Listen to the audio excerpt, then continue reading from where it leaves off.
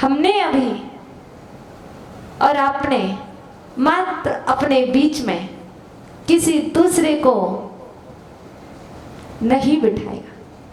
मात्र हमने और आपने अभी अपने समक्ष अपने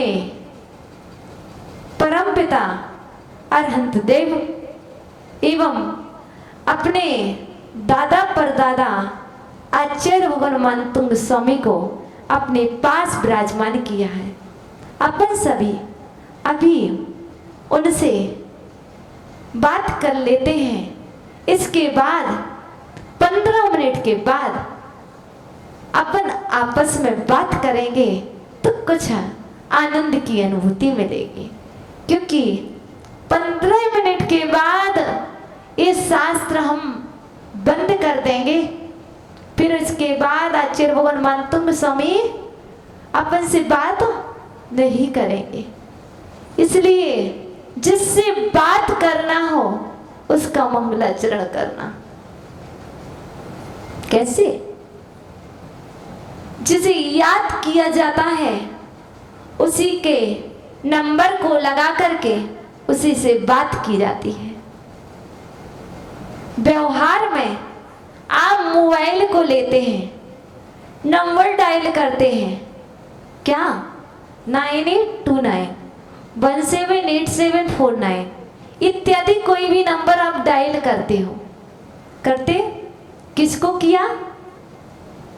जिससे बात करना थी, अर्थात आपने मंगलाचरण कर लिया। इसी तरह जब आप शास्त्र को प्रारंभ करते हैं उसके पूर्व आप मंगलाचरण क्यों करते हैं? क्योंकि आप पुस्तक से मिलना नहीं चाहते, आप तो डायरेक्ट उनसे मिलना चाहते हैं जिन्होंने ये राइट किया है, जिन्होंने यह लिखा है। तो हम और आप सभी कहाँ चल रहे? पंचम प्रातिहार देव दंदवी बाजा। तो आज मात्र इतना ही सीखना है, इतना ही सीखना है कि वो अचेतन होकर के चेतन को प्रेरणा दे रहा है और कह रहा है, भैया कह रहा है, जय हो सच्चे धर्म की, जय हो, जय हो। निबाई शहर में आचार्य भगवान विभव सागर जी महाराज का चातुर्मास हो रहा। वो ये दुंदवी वाचक कह रहा था, सच्चे धर्मराज की जय हो। विपुलाचल पर्वत के राजगिरी के विपुलाचल पर्वत पर महावीर स्वामी का समुद्रण आए। चलो चलो चलो। तो आप भी चेतन होकर के यही कहो, चलो चलो मानतुंग स्वामी का पाठ कर ले। तब तो संबर और निर्जरा का कारण बनेगा। यदि कहोगे चलो चलो पंडाल से बाहर चले, बाहर बैठ करके बातें करें, तो आज श्रवण बंद होगा। सोच आपकी, बुद्धि आपकी, उपयोग आप जैसा करें।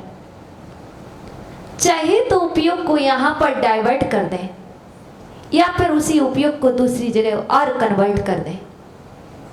उपयोग आपका है, मन आपका है, लगाना आपको है।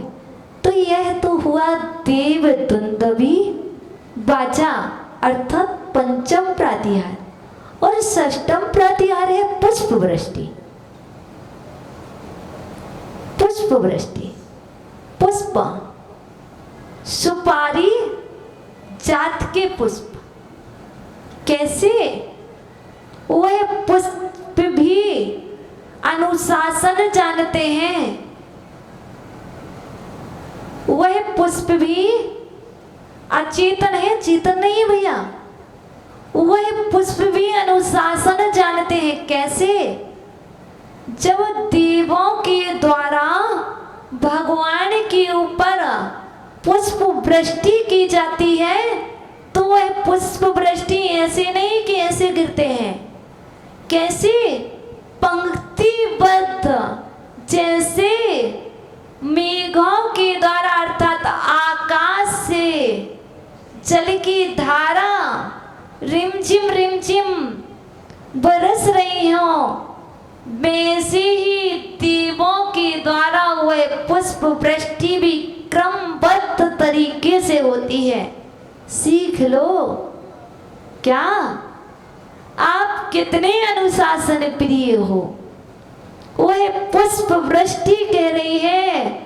और जब वह रिमझिम पुष्प वृष्टि होती है तो ये समझ लो वह पुष्प वृष्टि क्यों दर्शा रही है। जो मनुष्य इस काव्य को पढ़ता है और इसका ध्यान करता है, मेरे ऊपर देवों के द्वारा पुष्प वृष्टि हो रही है, अर्थात ऐसी वो सुगंधित गंधोदक की जल की बूंदें आपके तन को पवित्र करती जा रही हैं। यह काव्य ज्वर नाशक है। कैसा भी फीवर हो, कैसा भी बुखार हो, यदि कोई व्यक्ति इस काव्य के माध्यम से भक्तांबर नौका विहार कर लेता है तो वह तुरंत स्वस्थ हो जाता है। नौका विहार तो सब कर लेते हैं, लेकिन भक्तांबर रूपी नौका विहार सब नहीं कर पाते। इसलिए जो भक्तांबर रूपी नौका विहार कर लेते हैं, अर्थात उसके अंदर के बैक्टीरिया वायरस जो आपके रक्त में कीटाणु विषाणु मिल चुके हैं, वह साइड में एक साइड हो जाते हैं। जैसे समुद्र में लहरें उठती हैं तो कचरा किनारे में चला जाता है अर्थात साइड में चला जाता है। इसी तरह ध्यान के माध्यम से, भक्तांबर रूपी नौका विहार के माध्यम से आपके रक्त में मिश्रित वायरस बैक्टीरिया उन तरंगों के माध्यम से साइड में हो जाया करते हैं और आपके रक्त को शुद्ध करते हैं। क्योंकि सोच आपको पॉजिटिव रखना है। पुष्प वृष्टि नहीं, वह तो देवों द्वारा गंधोदक जैसी पुष्प वृष्टि हो रही है। आप सोचने लग जाओ 5 मिनट तक, मेरे अंदर में पुष्प वृष्टि हो रही है, देव कर रहे हैं और मेरा रक्त पवित्र हो रहा, पवित्र हो रहा, पवित्र हो रहा। हो जाएगा, चिंता मत कर। तो यह है पुष्प वृष्टि प्रातिहार षष्ठम। और सप्तम भामंडल। भामंडल देखा कैसा होता है?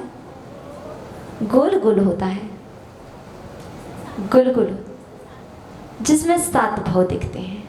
वो माँ कह रही भामंडल वो होता है जिसमें सप्तभाव दिखाई देते हैं। आपको दिखे? हमें तो अभी तक एक भाव भी नहीं दिखा। हमें तो अभी तक एक भाव भी नहीं दिखा। वो कह रहे 7 भाव दिखते हैं। जान लो ऐसे कोई ना कोई पर्याय के। तो वह भामंडल में देखने पर आपको सप्तभाव दिखाई देते हैं। इसी तरह आपके आभा मंडल को दिख करके आपका भविष्य दिखाई देता है। जैसे उस अचेतन भामंडल को दिख करके जीव को सप्तभाव दिखाई देते हैं, इसी तरह हमारा और आपका जो आभा मंडल होता है, जो औरो होता है, उससे हमारा भविष्य और वर्तमान दिखाई देता है। दिखता ना? दिखता है। देखने की कोशिश करो, दिखेगा। तभी तो कहा जाता है कि यह जीव मोक्ष मार्गी है और यह जीव संसार मार्गी है। किसके माध्यम से? उसके औरों के माध्यम से, उसके आभामंडल के माध्यम से। और कहा जाता है यह व्यक्ति, यह बालक तो चंचल है, ये तो क्रोधी है। ये सब कैसे? उसके आभामंडल को देख करके। तो हमें उस भावमंडल में सप्त भाव ना दिखाई दे कोई बात नहीं, अपना अपना एक ही भाव तो देख लेना कि मुझे इस भाव को कैसे सुधारना है, तभी आपके जीवन की सार्थकता है। तो हम एक बार उस ताप का उच्चारण कर लें सभी का एक साथ, क्योंकि आपका समय बढ़ता जा रहा है। गंभीर तार रव पूरिता दिग्विभागस त्रैलोक लोक सुसंगम भूति दक्षः सद्धर्मराज जय घोषण घोष कहासन खे दुंदुविर ध्वनतिते यस सह प्रवादी गंभीरितारिर विपरीति दिग्विभाग